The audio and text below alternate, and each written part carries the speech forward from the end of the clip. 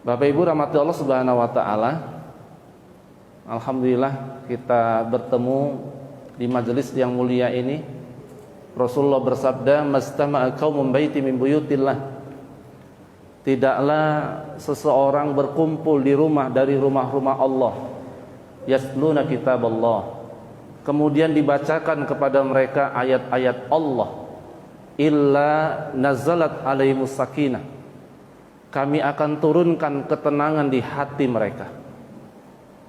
Jadi bahagia itu bukan kesenangan, tapi bahagia itu ketenangan. Nah, bedakan ya. Ibu bahagia, apa buktinya? Saya senang. Ya. Orang senang belum tentu tenang. Kalau senang itu urusannya syahwat, nafsu. Tapi kalau tenang urusannya qalbu. Makanya ala bizikrillah tatmainnul qulub. Mengingat Allah hati tenang. Dan salah satu janji daripada Rasulullah SAW, siapa yang duduk di rumah Allah mendengarkan ayat-ayat Al-Quran, kemudian tadarrus, dikaji ayat-ayat Quran itu, illa nazalat alaihimus sakinah, diturunkan ketenangan di hati orang yang hadir itu. Saya mau tanya, kita ini sudah tenang belum hatinya? Tenang ya? Apa buktinya, Bunda, kalau hati orang yang ngaji itu tenang? Kalau di rumah susah kali tidur, karena gelisah. Tapi kalau pengajian, ustadznya baru assalamualaikum, matanya udah saking tenangnya, adem, tenang, damai. Betul nggak? Makanya tempat yang paling enak tidur di masjid pengajian. Apalagi khutbah Jumat, khotib baru assalamualaikum, bapak-bapak udah padahal di rumah payah tidur. Tapi kalau sudah khutbah Jumat enak tidur. Illa nazalat alaihimus sakinah wa khasyiyahumur rahmah. Hidupnya dirahmati oleh Allah Subhanahu wa taala. Dirahmati. Apa maksud dirahmati? Dimudahkan oleh Allah untuk melakukan ibadah. Dimudahkan oleh Allah untuk melakukan amal-amal soleh. Kalau dia punya istri, punya suami, istri dan suaminya itu mudah untuk melakukan amal-amal soleh. Enak dia melakukan amal-amal soleh. Kenapa? Karena fakidus syai' la yu'ti, kata orang Arab.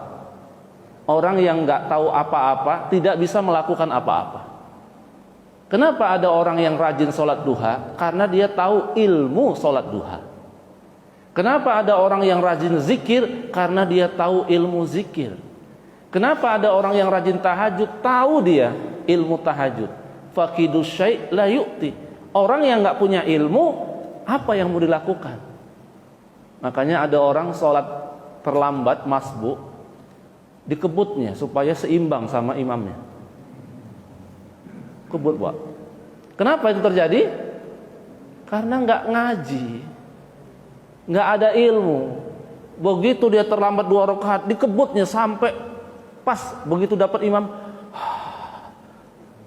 alhamdulillah katanya pula itu. Nah, itu kalau nggak ada ilmu. Maka ada rahmat. Haffat alaihimul malaikah.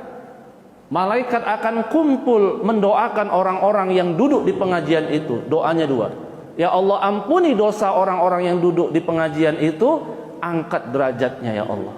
Sampai dalam riwayat hadis, malaikat bilang, ya Allah, ada yang cuman nengok-nengok aja, nggak duduk, nggak serius. Kata Allah, ku ampuni juga dosanya. Bayangin, orang yang nengok-nengok aja diampuni dosanya, apalagi yang duduk serius. Wa zakarahumullah fi man indah. Dan orang yang duduk di pengajian mendengarkan ayat-ayat Al-Quran, hadis-hadis Rasulullah SAW, nama-nama mereka disebut-sebut oleh Allah, kata Rasulullah, di hadapan malaikatnya dibangga-banggakan. Nama kita dibanggakan pejabat, dibanggakan gubernur, dibanggakan wali kota, dibanggakan pimpinan kita. Kita senangnya luar biasa. Apalagi nama kita dibanggakan pemilik alam semesta.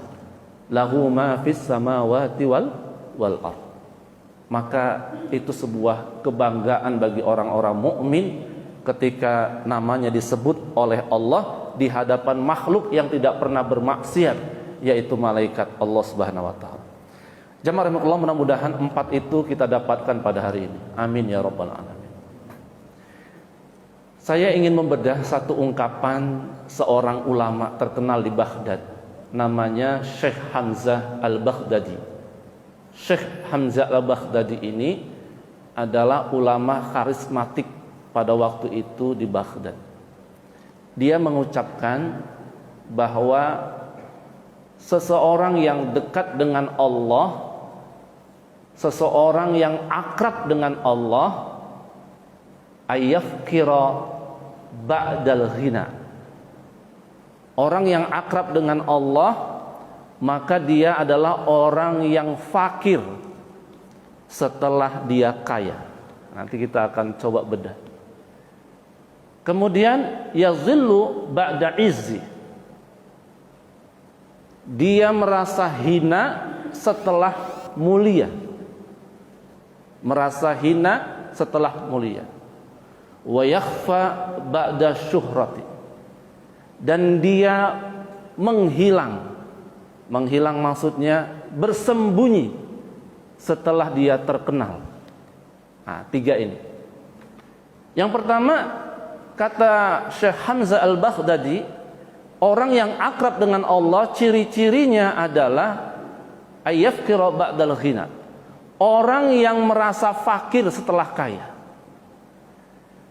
Artinya, orang itu kalau dekat sama Allah, bersama Allah, akrab dengan Allah, maka dia merasa dirinya fakir walaupun dia kaya, walaupun dia punya, walaupun dia berada. Ya. Makanya seorang ulama ketika ditanya oleh seorang raja pada waktu itu, ya, raja itu bilang, "Kau nggak tahu siapa aku?" "Aku tahu siapa kau." "Siapa aku?" katanya. "Kau itu terbuat dari air yang sangat hina, mani. Dan kau akan kembali menjadi bangkai yang busuk, mayat. Itulah kau." Si raja ini menangis, ya. Menangis karena dia sadar bahwa sebenarnya dia nggak punya apa-apa. Apa yang kita miliki sekarang ini sebenarnya fakir. Antumul fuqara, kata Allah. Kalian itu adalah fakir. Kalian itu nggak punya apa-apa. Kalian itu sebenarnya lahir dan meninggal dunia dalam keadaan tidak punya apa-apa. Kita lahir ke dunia ini nggak bawa baju, nggak bawa celana, nggak bawa harta, nggak bawa pangkat, nggak bawa jabatan. Akhrajakum min butuni ummahatikum la ta'lamuna syai'a. Dialah Allah yang mengeluarkan kalian dari perut ibu kalian dalam keadaan nggak tahu apa-apa, nggak punya apa-apa, fakir. Maka orang yang dekat sama Allah Subhanahu wa taala selalu merasa dirinya fakir. Selalu merasa dirinya nggak ada apa-apa. Ketika orang memuji dia, "Bu, luar biasa Bu ya. Ada apa? Anak ibu 55 sukses semuanya. Ada yang menjadi pejabat, ada yang jadi di Polda, ada yang di Polri, ada sukses semua Bu. Anak ibu hebat-hebat." Walaupun orang memujinya, mengangkatnya, tapi dia mengatakan, "Aku fakir." Sebenarnya nggak punya apa. Semua yang ada itu sebenarnya adalah titipan Allah Subhanahu wa taala. Makanya orang yang dapat musibah itu diingatkan oleh Allah. Orang yang dapat musibah diingatkan oleh Allah asal kita, supaya terhibur hati kita. Inna lillah wa inna ilaihi raji'un. Idza asabathum musibah qalu inna lillah wa inna. Apabila orang itu mendapat musibah, kata Allah, mulutnya mengucapkan sesungguhnya semua dulu dari Allah. Dapat musibah, rukunya kebakar, dapat musibah suaminya di PHK, dapat musibah keluarganya meninggal dunia, dia langsung menyebutkan, mengikrarkan diri di hadapan Allah. Ya Allah, dulu semuanya darimu ya Allah. Semuanya bersumber darimu ya Allah. Dan semuanya akan kau ambil ya Allah. Itu supaya tenang. Cuman kan kita gini, Mulut kita mengucapkan inna lillahi wa inna ilaihi, tapi nangisnya berok-berok juga. Ya. Bu, iya kenapa? Anak ibu yang di Jawa meninggal tabrakan. Inna lillahi, wah nangisnya luar biasa. Padahal seharusnya ketika dia menyebutkan inna lillahi wa inna ilaihi rajiun, dia sadar bahwa anaknya yang di Jawa itu punya Allah. Kalau Allah ambil ya silakan. Coba lihat tukang parkir itu berapa banyak mobilnya, diambil nggak sedih dia. Hah? Mobil apa dia nggak punya? Pajero, Alphard punya, tapi diambil tukang parkir nggak pernah sedih, bahagia. Kenapa, Bu? Karena dia sadar itu bukan punya dia. Kenapa ada rasa sedih? Kenapa ada rasa duka? Bahkan ada orang yang suaminya meninggal dunia sampai sekarang nggak hilang-hilang dukanya. Asal jumpa saya, Ustadz, nggak ada gunanya hidup di dunia ini. Bu, suami ibu punya Allah, dititip sama ibu. Kalau diambil Allah, masa ibu sedih? Iya Ustadz, selama ini ada kawan ngobrol di kamar Ustadz. Sekarang sepi kali kamar. Ngobrolnya sama Allah. Kalau kita ditinggal sendirian, itu tandanya Allah ingin kita berdua sama Allah. Dulu ada kawan kita ngobrol di kamar, sekarang kawan ngobrol kita Allah. Kata ulama, kalau kau baca Quran, kau sedang bicara sama Allah, sedang ngobrol sama Allah Subhanahu wa Ta'ala. Ya. Bukan berarti kalau kita ditinggal sendiri kemudian semuanya sirna, semuanya nggak ada apa-apa. Bu, ini biasanya ibu-ibu kalau ditinggal suaminya menderita kali. Kalau bapak-bapak, gimana Bu? Kalau bapak-bapak ditinggal istrinya masih terbujur, udah diliriknya. Mana janda yang cocoknya? Makanya ada istilah seorang ulama, ya, siapa namanya ya? Hanafi atau Hambali itu ya, Imam Ahmad ya. Ketika istrinya meninggal dunia, masih merah kuburan istrinya, dia udah nikah lagi. Syekh ini udah nikah lagi. Murid-muridnya nanya, ya Syekh, masih kuburan istrimu masih merah, kenapa kau nikah lagi? Apa kata si Syekh tadi? Aku tidak mau meninggal dalam keadaan seburuk-buruk manusia meninggal dunia.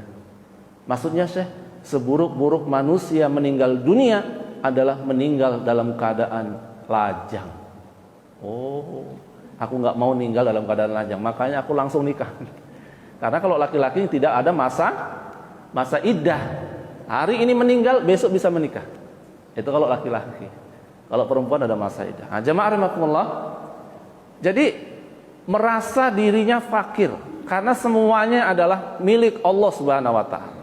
Maka orang-orang yang merasa dirinya fakir, merasa dirinya tidak ada apa-apanya, maka dia sudah mendekat dengan Allah Subhanahu wa Ta'ala. Sebaliknya, orang yang merasa dirinya kaya, merasa dirinya punya segalanya, merasa dirinya ini milikku, maka sebenarnya dia sedang jauh dari Allah Subhanahu wa Ta'ala. Ya, masih ingat kisah Fir'aun? Ya, Fir'aun itu merasa semua miliknya. Kerajaannya miliknya, kekuasaannya miliknya, sampai dia lupa bahwa semuanya adalah milik Allah. Saking lupanya dia mengatakan, ana rabbukumul a'la, aku Tuhanmu yang maha tinggi. Kapan Fir'aun ingat bahwa dia milik Allah? Kapan Fir'aun ingat bahwa kekuasaannya milik Allah, hartanya milik Allah? Ketika nyawa sudah di kerongkongan. Jangan sampai kita merasakan dan kita mengakui bahwa semuanya milik Allah ketika nyawa di kerongkongan, sudah nggak ada gunanya. Ketika Fir'aun sudah mau tenggelam, apa dia bilang? Amantu bi Rabbi Musa wa Harun. Al-an, sekarang aku beriman ya Allah kepada Tuhannya Musa, Harun. Dia pun malu bilang beriman kepadamu ya Allah. Malu. Disebutnya Tuhan Musa, Tuhan Harun. Supaya apa? Supaya nggak ada rasa malunya itu hilang gitu ya. Dia malu bilang, ya Allah aku beriman padamu. Malu dia. Tapi aku beriman pada Tuhan Musa, Tuhan Harun. Saking malunya. Tapi Allah Subhanahu wa taala tidak terima taubat yang sudah di kerongkongan. Iza balagharit taraqi wa qila man ra. Apabila nyawamu sudah sampai di kerongkongan, wa qila man ra. Siapakah yang bisa menyelamatkan nyawa yang sudah di kerongkongan? Enggak ada yang bisa. Orang kalau sudah sakaratul maut enggak bisa diselamatkan. Walaupun dia punya saudara profesor, doktor, ahli di bidang kesehatan, enggak bisa diselamatkan kalau nyawa sudah di kerongkongan. Wa zanna annahul firaq. Bahkan orang yang nyawanya sudah sampai di kerongkongan, dia sudah sadar tidak lama lagi jasad dan ruh akan berpisah. Makanya orang kalau sudah nyawanya di kerongkongan, sudah mulai, anaknya pun dipanggil, sini nak. Rasulullah itu ketika mau meninggal dunia dipanggil anaknya Fatimah.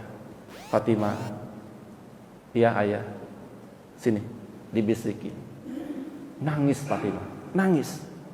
Dipanggil lagi, Fatimah sini, dibisikin, senyum dia. Ya.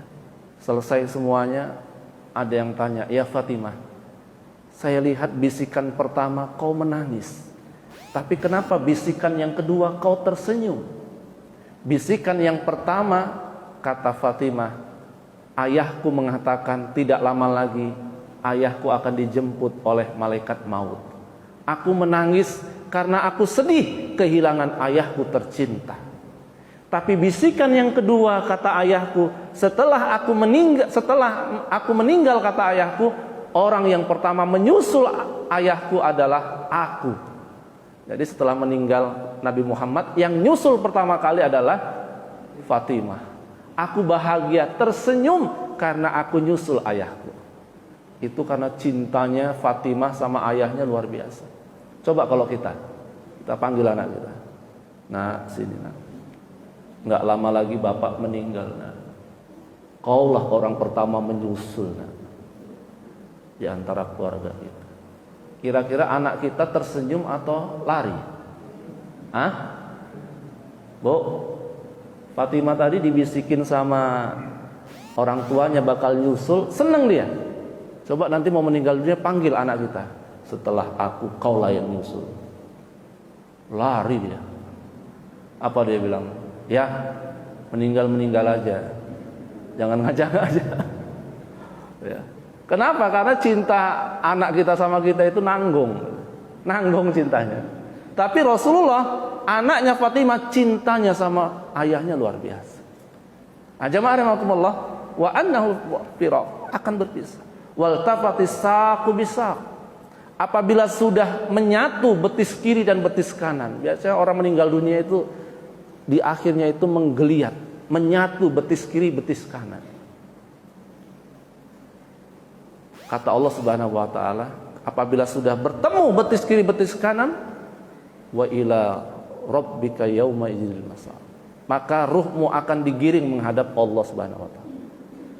Nah, semua ruh-ruh yang digiring menghadap Allah Subhanahu wa taala, ketika berpisah dengan jasad ini, ruh itu mengeluh, ruh itu memelas, ruh itu meminta, Rabbi laula akhartani ila ajalin qarib.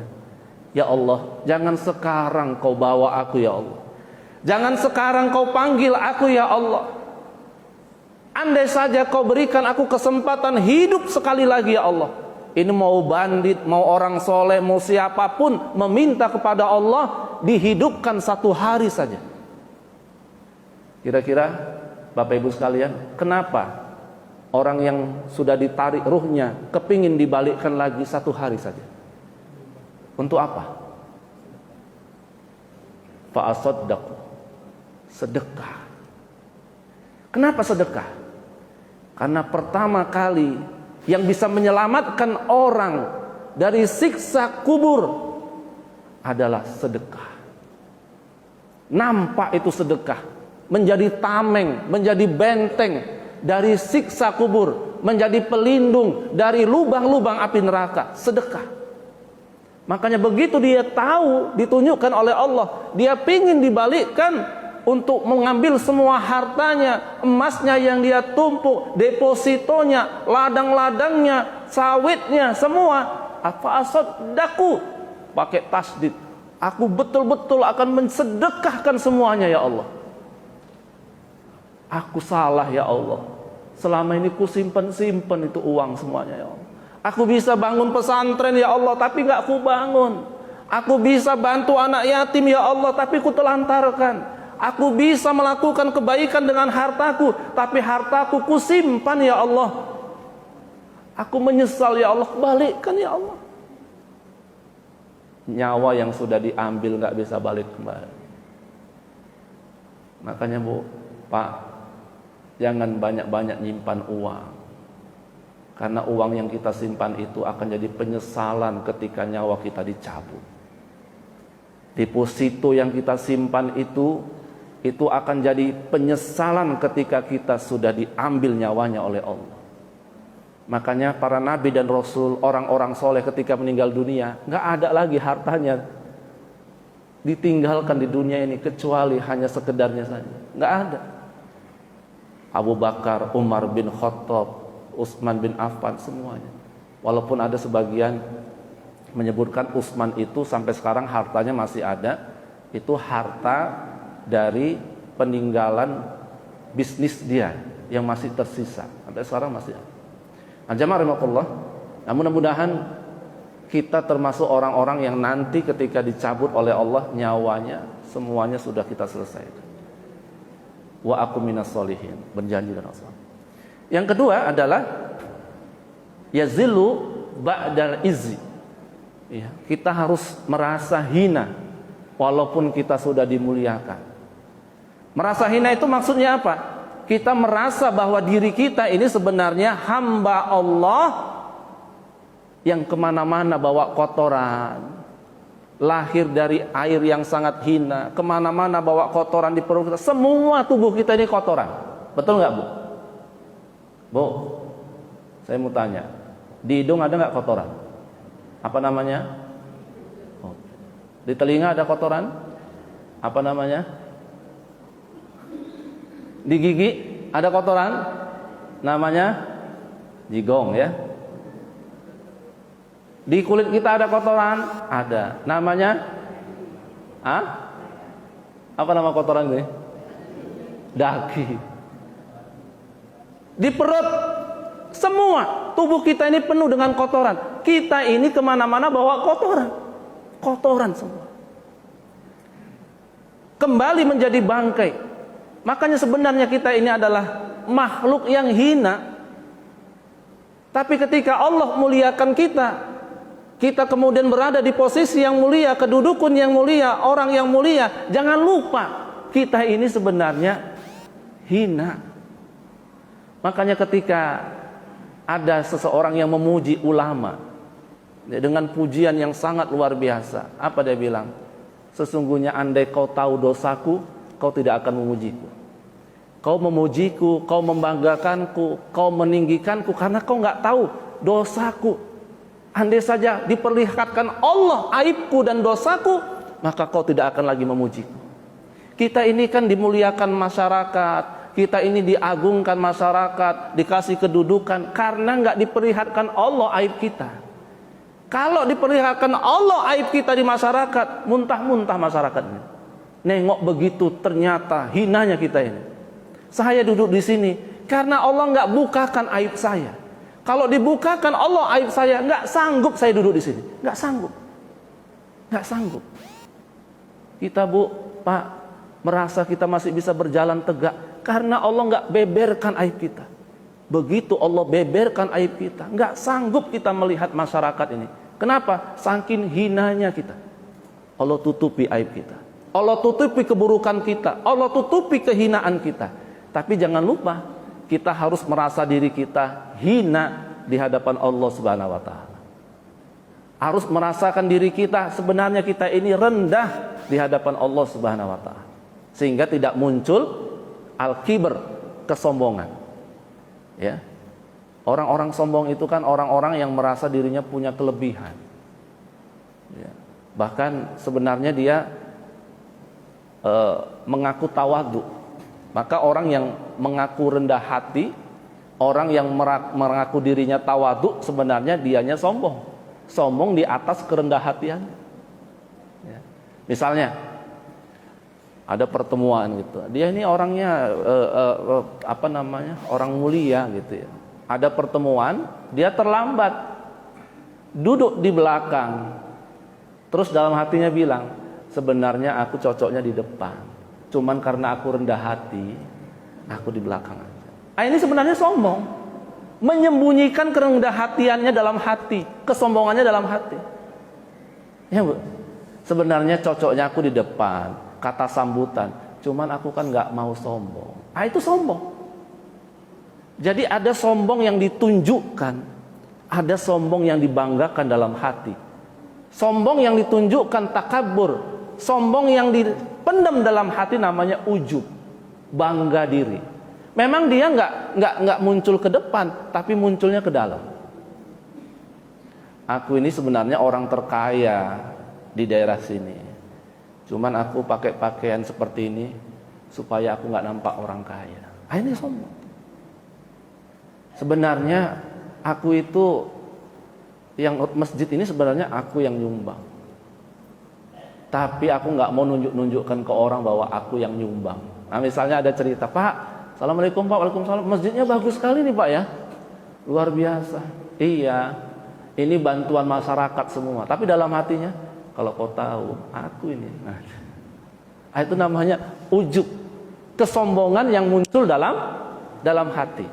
Nah, ini yang harus kita reda. Yang terakhir, jamaah rahimakumullah, yang harus kita lakukan adalah kita harus yakhfa ba'da syuhrati. Kita harus menyembunyikan diri kita kalau kita terkenal, sedang kita terkenal. Kita terkenal, kita masyhur, sembunyikan diri, maksudnya apa?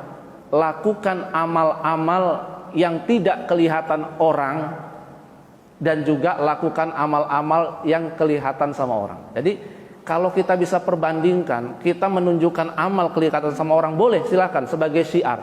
Tapi jangan lupa, lakukan amal yang orang lain gak lihat kecuali kita sama Allah. Nah, bunda sekalian, tadi malam mungkin ada di sini yang tahajud. Ada yang lihat? Nggak ada. Cuman kita sama Allah. Tapi jangan dilihat-lihatkan. Bu, kenapa ngantuk kali? Aduh, 11 rakaat tadi malam. Aku baca Ar-Rahman. Ih, rupanya enak kali loh kalau tahajud baca Ar-Rahman. Sebenarnya dia sudah Allah Subhanahu wa taala buat dia nggak lihat orang lain. Sudah antara dia dengan Allah tahajud. Tapi begitu kumpul sama orang, kenapa Bu?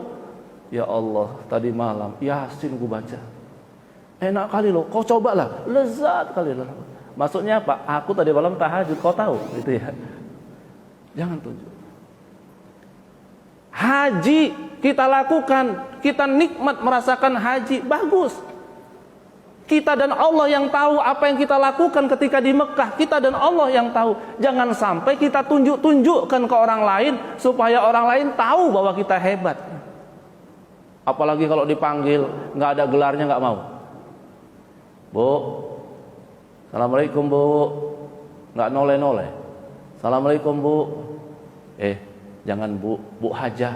Oh, Assalamualaikum Bu Hajah. Waalaikumsalam. Hati-hati, hajinya dahsyat. Tapi ketika sudah mulai ditonjol-tonjolkan, sudah mulai ditunjuk-tunjukkan ke orang lain, bangga ketika dia disebut-sebut namanya, dihebat-hebatkan namanya, hati-hati. Itu ciri sebenarnya dia tidak kenal sama Allah, nggak akrab sama Allah. Karena bagi dia mau dipuji, mau dimaki, mau direndahkan, bagi dia sama saja. Kenapa? Pujian dan cacian itu nggak ngaruh. Karena baginya hasbunallah, cukup Allah. Ya. Kalau orang masih terpengaruh dengan pujian, masih terpengaruh dengan hinaan, masih terus direndahkan, sebenarnya dia tidak tahu siapa sebenarnya pemilik alam semesta. Masih sedih ketika dihina, masih sedih ketika direndahkan, merasa bangga ketika diangkat-angkat. Siapa kita ini? Mau direndahkan, mau dihina, kita ini siapa? Bu, mana orang-orang yang hebat dulu? Dulu ada Presiden Soekarno, mana sekarang? Dulu ada Presiden Soeharto, mana sekarang? Dulu ada Presiden Habibie, mana sekarang? Semuanya sudah berada di tanah. dan semuanya kalau dimunculkan diambil tengkoraknya sudah tidak ada harganya lagi. Kita ini kan masih berharga, masih apa? Karena masih ada jasadnya. Begitu jasad masuk ke tanah, kira-kira mau nggak keluarga kita masuk ke tanah juga? Bu, wow, kalau dulu kaulah cintaku sehidup semati. Begitu mati nggak ikut mati dia, nikah lagi dia. Nah jamaah rahimakumullah, mudah-mudahan 3 ini kita miliki sehingga kita semakin akrab dengan Allah Subhanahu wa taala. Saya ulangi, yang pertama, bangunlah diri bahwa kita ini fakir, kita ini nggak punya apa-apa. Sehingga kalau Allah ambil pun ya memang nggak punya apa-apa. Nggak ada rasa sedih kita, nggak punya apa-apa. Bangunlah dalam hati kita bahwa kita ini adalah orang-orang yang tidak memiliki apapun di dunia ini kecuali milik Allah Subhanahu wa taala. Dan jangan semua amal-amal kita tunjukkan, kita munculkan. Carilah amal-amal yang bisa kita sembunyikan hanya kita dan Allah saja untuk membangun keikhlasan kita. Bisa jadi amal-amal yang kita sembunyikan, yang kita tidak tunjukkan itu bisa menjadi amal yang betul-betul ikhlas di hadapan Allah. Rasulullah bersabda, siapa yang mendoakan saudaranya dan saudaranya itu nggak tahu bahwa dia mendoakan, nggak tahu, dia doa di tempat yang sunyi, yang didoakan saudaranya, maka kata Rasulullah SAW, dia akan mendapatkan apa yang dia doakan itu. Misalnya, ibu doakan, ya Allah, jadikan tetanggaku kaya raya ya Allah, maka kata Rasulullah, doanya itu akan kembali ke dia. Doanya akan kembali ke dia. Makanya nanti kalau naik mobil atau naik apa, lihat orang lagi nyapu, terus kita doakan, ya Allah, jadikan saudaraku yang nyapu tadi itu ya Allah berlimpah rezekinya. Maka kata Rasulullah SAW, malaikat pun mendoakan kita berlimpah rezekinya kembali kepada kita. Mudah-mudahan ada manfaatnya. Akhirul da'wana, assalamualaikum warahmatullahi wabarakatuh.